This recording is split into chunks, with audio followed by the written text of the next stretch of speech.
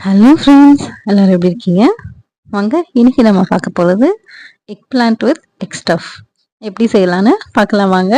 அதுக்கு எக் பிளான்ட்னா கத்திரிக்காய் தாங்க, வேறு எதுவும் இல்லை.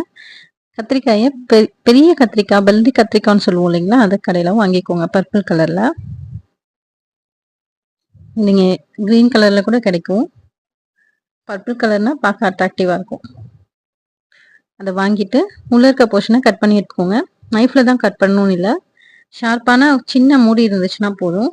வச்சு அழுத்துனீங்கன்னா கட் ஆகிடும், ஷேப்பாகவும் இருக்கும். உள்ள இதை கட் பண்ணி எடுத்துக்கோங்க. உள்ளே இருக்க போர்ஷனை சாப் பண்ணி எடுத்து வச்சுக்கோங்க. எவ்வளோ மெல்லிசா முடியுமோ அவ்வளோ பொடிசாக கட் பண்ணிக்கோங்க உள்ளே இருக்க போர்ஷனை.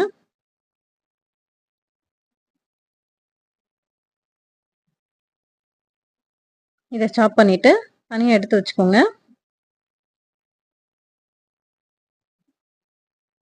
ஸ்பைசஸ் என்னென்னு வேணும்னு பார்த்துடலாம் வாங்க. மிளகுத்தூள், வறுத்து அரைச்ச மிளகுத்தூள், உப்பு, மஞ்சப்பொடி, முட்டை 2 எடுத்துக்கோங்க. கத்திரிக்காய் சாப் பண்ணது எடுத்துக்கோங்க. வெங்காயம் எடுத்துக்கோங்க சாப் பண்ணிவிட்டு. கேப்சிகம் எடுத்துக்கோங்க சாப் பண்ணிவிட்டு. தக்காளியை ரவுண்டாக கட் பண்ணி வச்சுக்கோங்க. இதை இங்கே பொடிசாக கட் பண்ணி அது கூடவும் சேர்த்துக்கலாம். இது மேலே நல்லா இருக்குன்றதுக்காக ரவுண்டாக கட் பண்ணிக்கோங்க. ரவுண்டாக கட் பண்ணி வச்சுருக்கேன். அந்த எட்ஜஸ் கட் பண்ண கத்திரிக்காய் எடுத்துக்கோங்க. ஒரு பவுல் எடுத்துக்கோங்க. அதில் கத்திரிக்காய் சேர்த்துக்கோங்க, கேப்சிகம் சேர்த்துக்கோங்க, வெங்காயம் சேர்த்துக்கோங்க பொடிசாக கட் பண்ணது.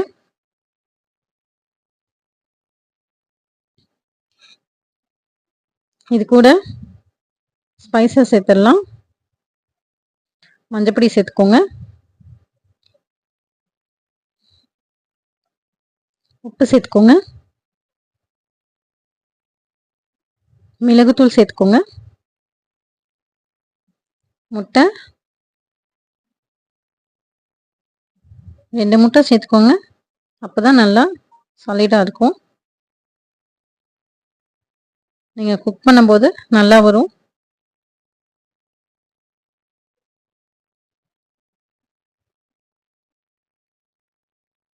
நீங்கள் ஸ்பூனை வச்சு கிளறதை விட கையில் பிசைகிறது ரொம்ப நல்லது. முட்டை அடியில் போய் நின்றும். இல்லைன்னா ஒரு பேன் வச்சுக்கோங்க. நம்ம ஓரத்தில் ரவுண்டாக கட் பண்ணோம் இல்லைங்களா, அதெல்லாம் கேஸ் ஆன் பண்ணி வச்சுக்கோங்க.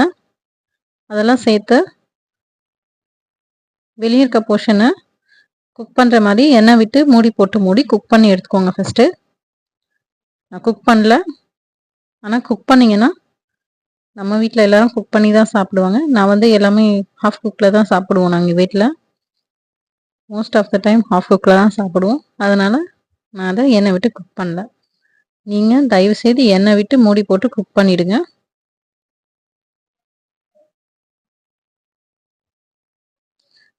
நம்ம எடுத்து வச்ச பேட்டரை இப்போ அதுக்குள்ளே நல்லா ஸ்டஃப் பண்ணிக்கோங்க.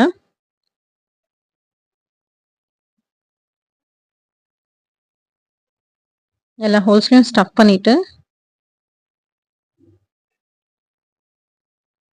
ரவுண்டாக கட் பண்ண தக்காளி எடுத்து மேலே வச்சுக்கோங்க.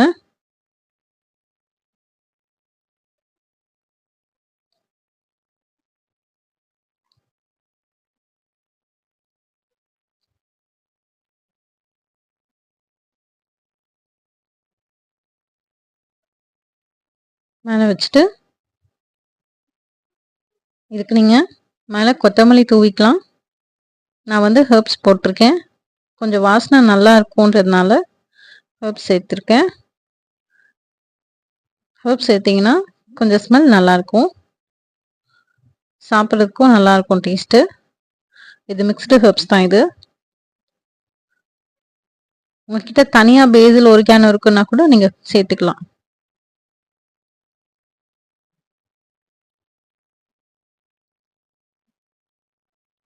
அப்படி எதுவுமே ஹெர்ப்ஸ் இல்லை அப்படின்னா கூட நீங்கள் கொத்தமல்லியை சேர்த்துக்கலாம், நல்ல வாசனையாக இருக்கும். இது மேலே நல்லா தூவிட்டு இதில் சால்ட் கொஞ்சம் மேலே தூவி விட்டுக்கோங்க தக்காளி மேலே. ஏன்னா மொத்தமாக வச்சுருக்கோம் இல்லைங்களா, அதனால உப்பு கொஞ்சம் சேர்த்துக்கிறது நல்லது. டேஸ்ட் நல்லா என்ஹான்ஸ் பண்ணி குடுக்கும்.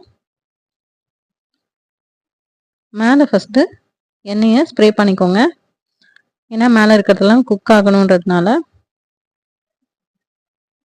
இப்போ சைட்லயும் நல்லா எண்ணெய் விட்டு ஊத்திக்கோங்க. கரண்டி எடுத்து.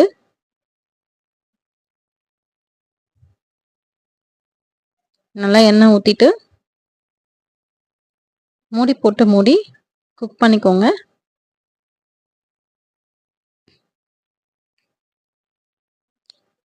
திருப்பி போட்டுக்கோங்க ஃபர்ஸ்ட்டு. எதுக்காக திருப்பி போடுறோம்? அந்த சைடு குக் பண்ணணும். தக்காளிலாம் நல்லா வேகணும் இல்லைங்களா? அதனால திருப்பி போட்டுக்கோங்க. அதுக்கப்புறம் வேணா மூடி போட்டு மூடிக்கலாம். இத மூடி போட்டு மூடணும்னு அவசியம் இல்ல. ஆனா இந்த கத்திரிக்காய்லாம் குக் ஆகணுன்றதுக்காக தான். உங்களுக்கே தெரியும் கத்திரிக்காய்லாம் 2 மினிட்ஸ்ல குக் ஆயிடும். இத மூடி போட்டுட்டு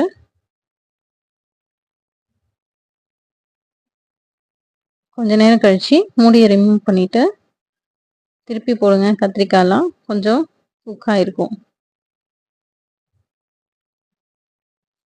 சூடா சாப்பிட்டீங்கன்னா நல்லாயிருக்கும் ஃப்ரெண்ட்ஸ். நான் இத சாப்பிட்டு பார்த்துட்டு தான் நான் உங்களுக்கு ரெக்கார்டே பண்ணுவேன்.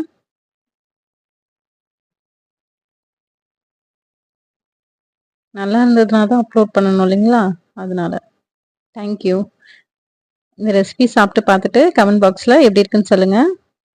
என்னோட சேனலை சப்ஸ்கிரைப் பண்ணுங்க, லைக் பண்ணுங்க, ஷேர் பண்ணுங்க. Thank you.